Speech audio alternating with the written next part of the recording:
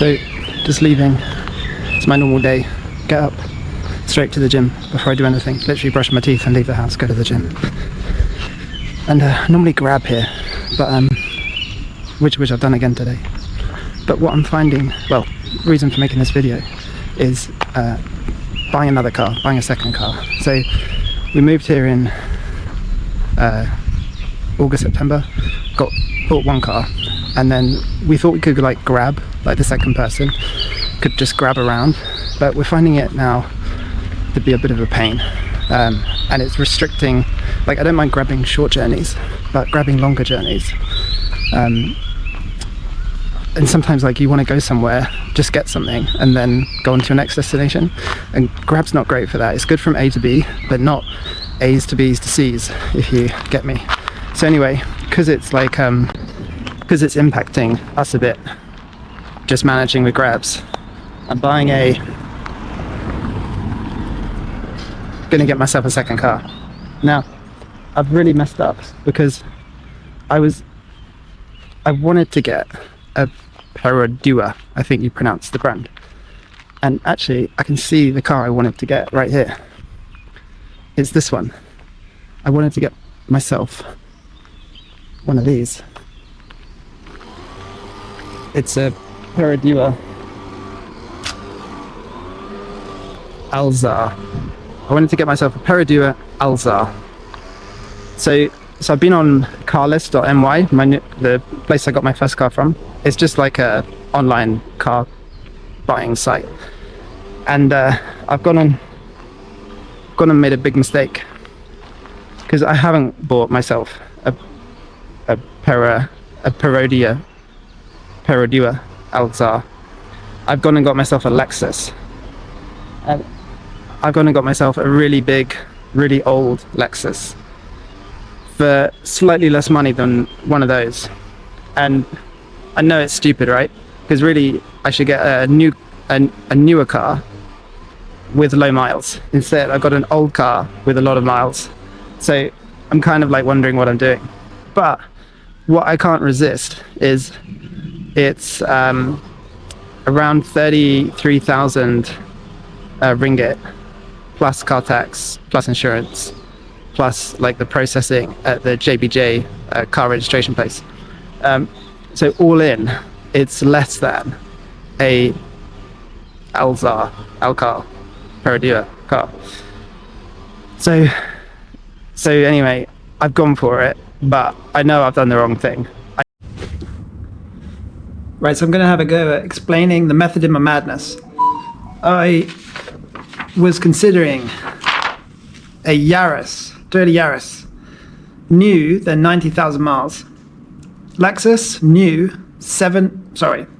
the Yaris new is 90,000 ringgit.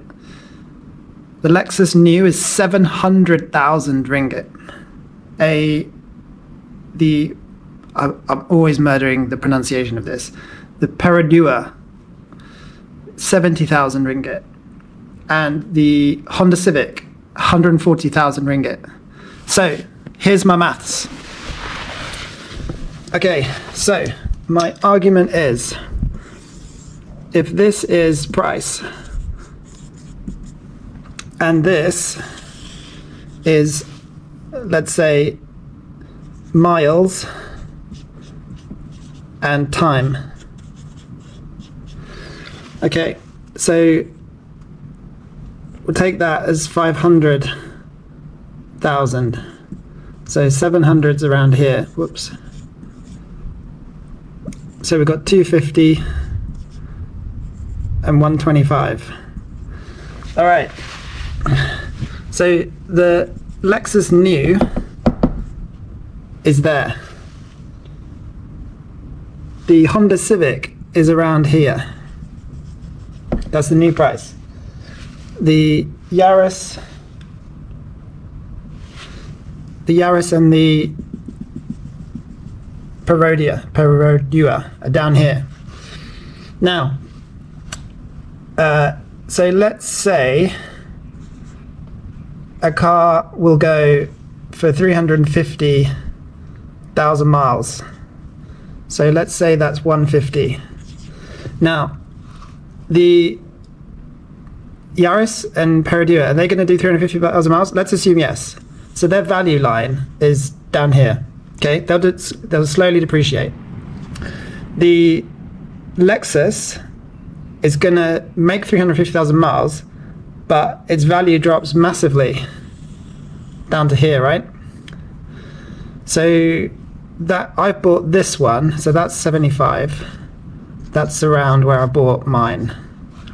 Okay, and then this car will down here, right? So the Yaris and the Perodua will near to zero, and the Lexus depreciates massively down to here. But at some point, so what I found is that actually intersects. This point, I've got the Perodua, the Civic, the Lexus, and the Yaris. All of them for 50,000. Okay? Now, this is my argument with myself. I know an economist will be able to break all this down and totally disengage it. I'm driving a £700,000 car. So you've got the comfort, as in the difference between the two. You've got comfort. Do you perhaps have better components? Don't know if you can read this. Okay. Whereas the Yaris, the Perodua, and the Civic, significantly less car, let's call it, but for the same price at some point. So this is only the mileage for the Lexus, because the Yaris around here has done, say, 40,000. The Lexus has done like 110,000, and the Perodua, they were nearly new, so they'd be like 20,000 maybe, and the Civics had to have done a bit more, so they're around 70,000. Okay, so when you take all this together and you can buy all these cars, obviously this is how it works. The Lexus will be old and have a lot of miles, but will be worth the same as a younger Yaris, Civic, Perodua, a younger one with less miles. My main argument is the difference between there and, for the other cars, like the difference between there. So I'm going to argue that economically, I've bought, I don't want to say it's the best value. I just feel like it's a trade. I've never driven this priced car and never will, but I can buy it for this price, and basically I couldn't resist. Something in my trader brain is saying that's a trade. I've paid 33k, so 10% would be 70. So I've paid 5%. I've paid 5% of the total value of the car. Yet I feel the car is 33% through its lifespan. This is now making more sense. I paid 5% for 33% through its thing. Right, now let's try that for the Yaris. So the Yaris is a 90k car, selling, let's say, for half. So you're now paying 50% of the car, and you've done, how far away through its life are you? If it's done 40,000 miles, how much further is it going to do? Maybe to 200,000? So you've got maybe 5 times life in it, whereas I've got 3 times life left in mine. Okay, and then yeah, it'll be the same, roughly the same calculation for the Civic, where you're paying greater than half. If it's a 70k car, they were generally around 50k, so you're still paying greater than 50%. And for the Perodua, you're basically paying you're around 70% that you're paying. So I feel like I've made the best trade by buying the Lexus for 5% of its original value with 33% of the mileage on the clock. So that's how I feel this trade is, and that's convincing myself that it was a good purchase. Anyway, I hope that makes sense. That's the story. Break it down in the comments, because I'm sure I'm not right, but I've given it a go. All right, that's my whiteboard maths for you. Cheers. All right, so now back to South City Plaza, this place, where there's a garage on the 3rd floor. This area seems kind of sketchy. Their idea of a test drive was to drive the car around the car park, and then he parked up and said that's that. So just fingers crossed, man. Yeah, this area, it seems more run down than others. I don't know the true story, but let's see. Anyway, I'll go and find this car, and let's hope it all goes okay. All right. So even though I bought this car from here, I really wouldn't recommend this garage. It's in a car park in this like sketchy shopping mall, and yeah, I feel like I've really testing my boundaries of trust. It's through this door here is a bunch of cars in a parking lot, and their office is just some tables.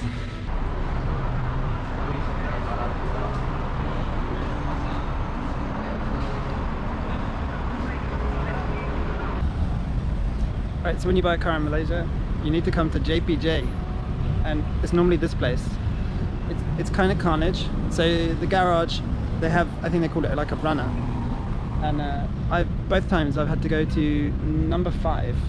So there's 1 to 9 offices, and you get there, and then some guy finds you thumbprint, they do the transfer of the car, and then I had to pay the road tax, and then you're done. It feels like carnage, but the system works. So now I go to the garage and get the car. The first time I bought the car, the guy came with me from the garage. This garage, it's a bit more sketchy, and they just sent me here, and now I'm getting a grab back to the garage to pick up the car. So I've got insurance, road tax, and like the registration document. So all done, hopefully. Just hope the car works. So is that drive when you leave the garage, you're always like a bit nervous. First time you fill up with petrol, where's the, like, which side, and how do you open the petrol thing? And anyway, made it to Nilai Springs for a gym session. This car is like, it's nice, man. I'm gonna do a little like maths equation of why I went for this over the Perodua and the like Toyota Yaris. I was looking at like a runabout and went for this as the same price, and I've been thinking about the economic argument about why you'd get this over those, and I'm gonna have a try at convincing not only myself but you. Yeah, driving here I've kind of realized that I think I made a good choice, so stick with me for that bit. And yeah, made it one piece, kind of happy. It's like an old car, but it's like totally silent. Like you can't hear the engine, you can't hear the road.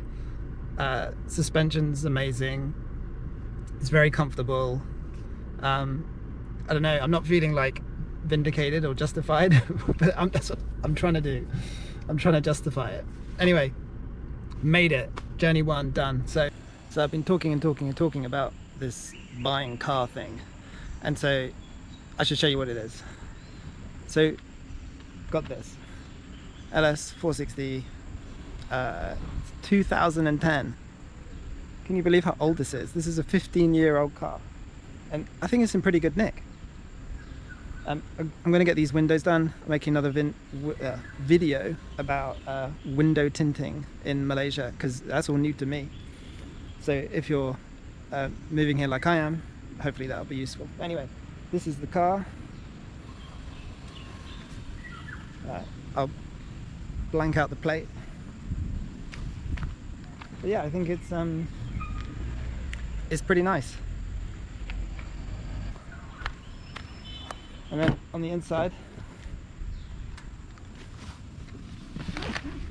you've got I'm 6 foot, so plenty of leg room back here. I haven't actually been in here. Oh, you got a little mirror. Never seen that before. It's got like 14 speakers, and I can see air vents in the back. So it's kind of a little arm pulley thing. Let's see what we got here. Yeah, you got some heated stuff, and then I guess that's through to the back. Oh, it's a little locky thing. Oh yeah, into the back. That's cool. Oh, cup holders there. That popped out of nowhere. There you go. It's kind of a 4-seater, because I got 3 kids. The middle one is going to have an issue with that thing, so I'm gonna have to sort that out. I'm just noticing there's air vents. There's air vents in the middle and air vents down on your feet and on your side. So yeah, they're kind of, especially here, you get real hot. I'm noticing there's tweeters and normal speakers in that side door. So it'll be good, hopefully, for sound. My God, they've got plastic cover on that. I don't know what that is. And then in terms of your front cabin, all the usual gizmos. This is the 2010 player. My missus wants me to get a Apple iPlay thing, so I'll look into that, see how easy it is. I mean, no one has CDs anymore. Driving position is good. Everything changes as you'd expect. Sunroof. I'm going to get these windows done. It's still got the badge on from the car guy. V8. I've always wanted a V8 car, so I've finally scratched that itch. And all this for 33,000 ringgit. I kind of think it's the way forward. I mean, the condition of it inside is impeccable, right? It drives really smooth. I've been super happy with the drive. Oh, one thing that was funny. It says on the cap, premium petrol. So what I do, I go and stick in regular. I googled when I got home. Well, I asked Grok. I was like, what's all this about premium fuel? And it said, well, it will run on the 95, but you might not be doing its engine any favors, and it also might be not as fuel efficient. And it did say sometimes it ends up with the knocking sound. So I think what I'm going to do, because it's so old, and I mean this car is pretty much worthless, is mix it up, put most of the time premium, and then every now and again whack in like some 95. Like I always thought it's one of those con things, oh, it's a like high performance engine, so you got to put in premium. All right, I'll put it in a little bit. I don't really know. It said it will run. If you know anything about that kind of premium fuel thing, I'd love to hear it, because I'm tempted just to run it on 95. Yeah, that's it. It's got a huge boot. I think the only problem is why we have the Vellfire as our main car, so that we can get in all 5 and my mother-in-law, so that's 6 people. Obviously we cannot travel with 6 in this, and preferably only 4 in this, because of this big middle like foot thing that's blocking the 5 seats. Also, I've noticed that you'll be up on this bit, which actually wouldn't be bad for the smaller child to go in the middle, but yeah, I think this is really going to be when a backup to the Vellfire. So I think that's it for interior. You guys are all probably laughing at me because you're an idiot, but I don't know. I've gone and done it now. All right, so that's it. I think the previous owner must have put these on, because I think it normally comes with silvers. So he might have up-spec'd it or changed it, this, and maybe that lower grille to the black. Maybe the last owner did that. Anyway, that's it. That's the car. I just can't believe it. So it's 700,000 new. I paid 33,000, and I think it's only done about 30% of its life. So I just couldn't resist. That's it.